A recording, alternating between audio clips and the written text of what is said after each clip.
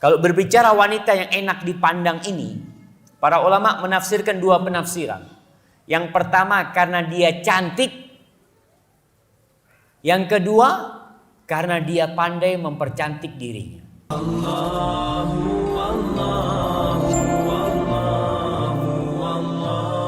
Dan Nabi SAW mengatakan ketika ditanya tentang khairun nisa au ayun nisa'i khair, manakah wanita yang paling baik wahai Rasul SAW? Kata beliau SAW, allati tasurruhu idza nazar. Wanita yang paling baik adalah wanita yang kalau dipandang menyenangkan hati. Subhanallah. Kalau berbicara wanita yang enak dipandang ini, para ulama menafsirkan dua penafsiran. Yang pertama karena dia cantik. Yang kedua karena dia pandai mempercantik dirinya.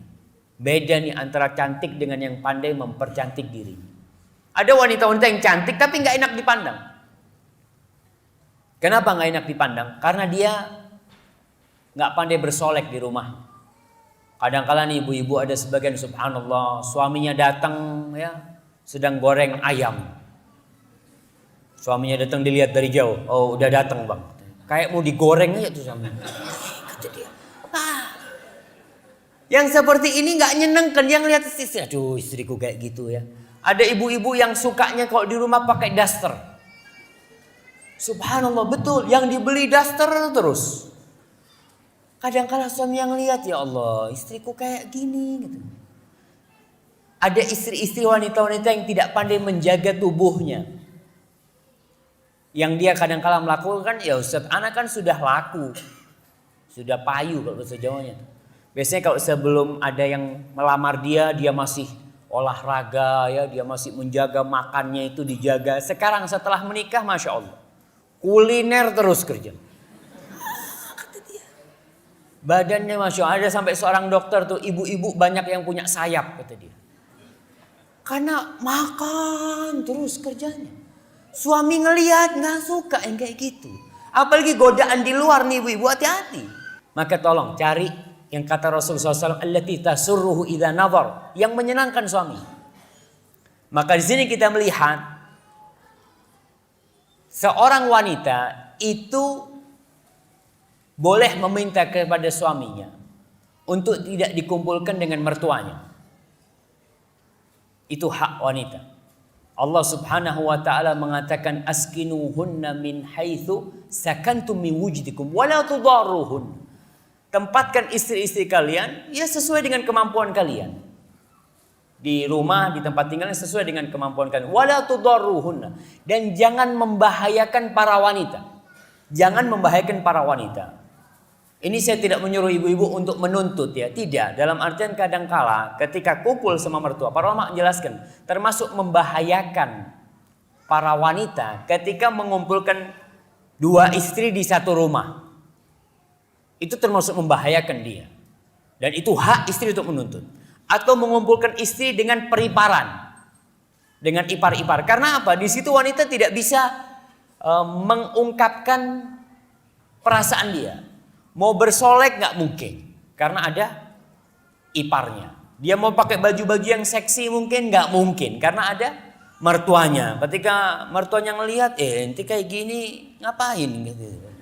Ya, ini mertua memang udah tua gitu kan, tapi itu nggak bisa. Ketika kumpul memang susah. Mau bukain pintu buat suaminya dengan pakaian mungkin dandanan yang Masya Allah, dengan pakaian yang membuat suaminya bergairah mungkin ya. Tapi nggak bisa, dia mau bukain pintu. Gimana kata dia? Mau keluar pakai kerudung terus. Bukain pintu suaminya pakai kerudung terus. Memang susah dalam kondisi seperti ini. Tapi kalau memang si wanita ridho dengan hal itu nggak ada masalah. Tapi itu adalah hak para wanita. Rasul SAW mengatakan allati tasurruhu idza nazar. Yang menyenangkan hati suaminya kalau dilihat. Ada wanita yang mungkin kulitnya putih gelap. Nah, antum tahu putih gelap itu kan, seperti itu. Nggak putih cerah, dia putih gelap, tapi dia pandai bersolek, pandai mengambil hati suaminya. Setiap suaminya datang, ya apa? Bula gitu. Bukanlah kita.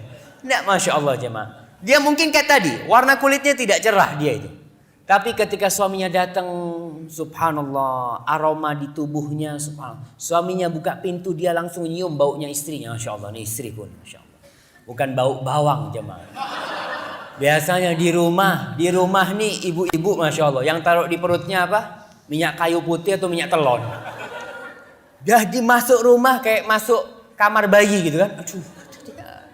Subhanallah, hati-hati. Di sini Rasulullah SAW menganjurkan kepada para wanita untuk menjadi yang paling baik, yang dia bisa bersolek untuk suaminya, dia bisa menjaga tubuhnya, menjaga dirinya, tidak sibuk dengan cuma makan saja ya. Wa tuti'uhu idza amar. Wanita yang paling baik yang kalau disuruh dia taat. Wala tukhalifuhu fi nafsiha wa maliha bima yakrah. Dan wanita itu tidak membantah kepada suaminya dalam urusan diri dia atau harta dia ya. Kadangkala suaminya ngasih nasihat kepada istri atau si suami minta istrinya untuk datang kepada dia, ya bismillah. Kadangkala nih suami ada perlu sama ibu-ibu. Ibu-ibu ada tamunya. Usir tamunya. Bismillah. Tolong nih. Ada perluan gitu kan? Suruh pulang seperti itu.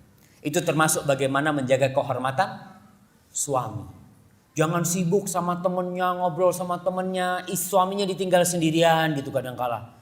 Itu termasuk tidak menghormati suaminya. Allah.